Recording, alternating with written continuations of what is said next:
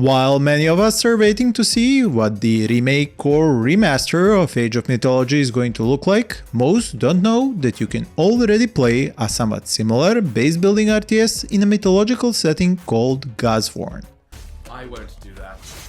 It even has a playable demo, which is live during Tacticon on Steam, and I have fresh footage of one of its game modes to showcase to you.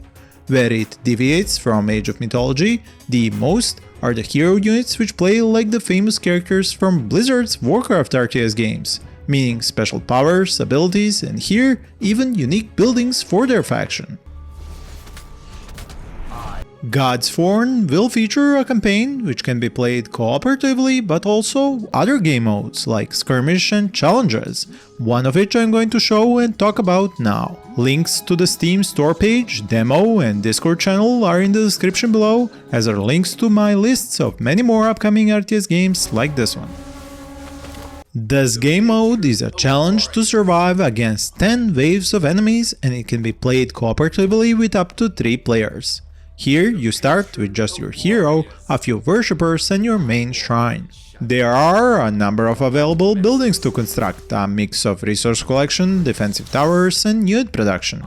About what you're used to from games like Age of Empire, Mythology, Empire Earth or Rise of Nations. Meaning resource collection gameplay is much closer to such games rather than Warcraft, Starcraft or Command & Conquer, as we have foresters, food gatherers and miners, which are the core economy for your base.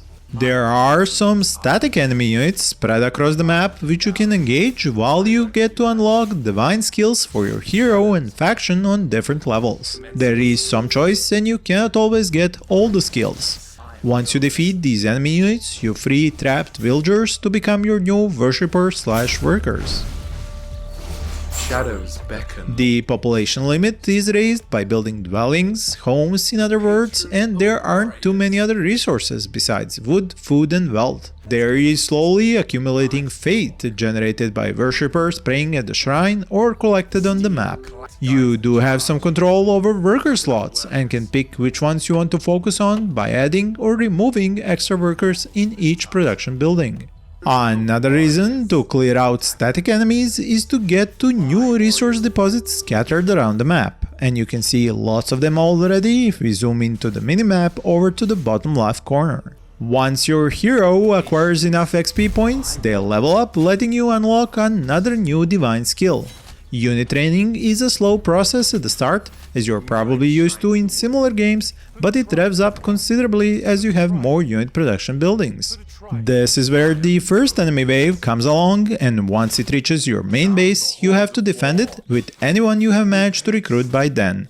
Units have different speed, armor and weapon damage, while the main shrine will summon arrows to help your defenders out. I must admit, I love the look and feel of the units, map and its ecology, especially because it feels retro but looks modern. The ground textures aren't copy-pasted to the point of endlessly repeating, trees bend in the wind, water ebbs and flows, and the color tones are not too much fantasy, despite Godsworn having a mythological setting. Howling fills the night. The slow attack rate of the melee hero and range units might bother some players who like more dynamic and faster combat, but that is what the hero's skills and abilities are for, to give skirmishes that extra kick. Retreating back to base to lick your wounds and recruit reinforcements is nothing to be ashamed of, especially when you bite off more than you can chew. After you figure out the paths enemy waves take, you can plan on some static defenses like watchtowers to help your small army defend. To improve these units and the buildings which produce your resources, you can invest in upgrades. The main shrine is upgradable itself and unlocks more building options once completed. At the war camp, you can buy upgrades for your units and they will get more HP, defense and other improvements. Production buildings can also be upgraded to increase resource yields and reduce the need to build more and employ more worshippers in those buildings. You can also collect the Fate resource from the map, which is another reason to explore beyond revealing new resources or rescuing additional worshippers. This is a resource which is required to, for example, teleport out of danger using the Vayne ability. After a short cast time, you port all the units in a small area to your base and shrine. We Warcraft fans remember the teleportation scroll all too well. Pooling forces and helping your ally is of course necessary in these kinds of wave attack scenarios, and it also helps you to keep more of your units alive for the next wave. Something players of Age of Darkness, Final Stand, their Billions, or my new favorite, Diplomacy is not an option, know all too well. If you're a fan of these kinds of games or just game modes in similar games, do let me know down in the comments and tell me why. In Godsworn, it is not just your faction and your hero who have abilities and skills, but also enemy units, like these horsemen with their swift charge.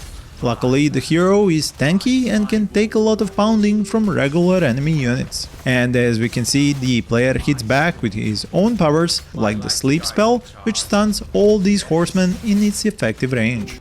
Back at the main base, there are now multiple unit recruitment buildings up, and each one has about 2 to 3 different units that can be trained there, including witches, wolves, tribesmen, leshies, brigands, and many more, as these factions have a mix of Nordic, Slavic, and Finnish mythologies. Currently, there are 2 factions, the Baltic tribes and the Crusading Order, each with their unique units. Here we can see the next level up and how the Shadow Summon Divine skill works. You get 4 powerful Shadow Warriors which fight until they fade away or are destroyed. Unit recruitment costs in Godsworn are not based on a streaming economy system, so when you click on a unit to be produced, the rest are placed in a production queue. You reserve those resources for all the units you ordered. This means it is more effective to have several recruitment buildings of each type or produce units in each building type a few at a time, rather than ordering up a whole army at once from a single building. Let's give them a visit.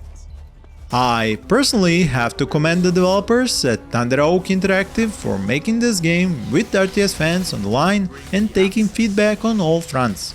It is always best when people who love these kinds of games make them in communication with players who love to play them.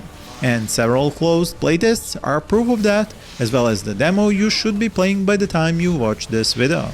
Here is one of the heavy units, the Great Lechy, which interestingly enough is not as tall as common folklore describes it, but much bulkier and packs quite the melee punch. Now it is time for a big battle to showcase one of the strongest divine skills, Blood Moon. Not only does it give units bloodlust, but it also turns the whole sky red. Units get extra power and strength as well as lifesteal attacks, while if they die, they turn into shadows which fight on your side. The only problem is that there just weren't enough units and towers to stop the horde of knights during the 7th enemy wave. They are now rampaging inside the base and reducing buildings to smoldering timber and ash. I hope you liked what you saw. Make sure to wishlist the game, check out the demo and more similar RTS games linked here as cards and in the description. Thank you for watching and happy gaming!